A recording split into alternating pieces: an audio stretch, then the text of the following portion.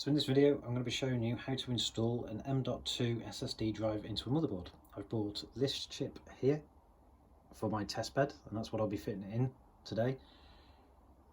These chips are one of my most favourite advancements in hard drive technology.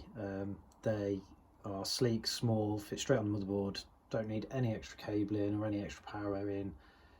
I just think they're really cool, so I'm going to show you that process now. If you look at the motherboard, you'll notice that you have a slot where the M.2 drive will mount. This one's actually labelled Ultra M.2, and a peg that it rests on the other side, and that's how you fix it down. So what you do is you'll take your drive and insert it into the slot at an angle, push it in just so it seats, then lower the other end down. Holding that down with your finger, you'll get a screw, and these screws come with your motherboard, and you insert it into the end and you screw it down very gently without breaking the card, so you just want it to pinch, and that's the drive installed.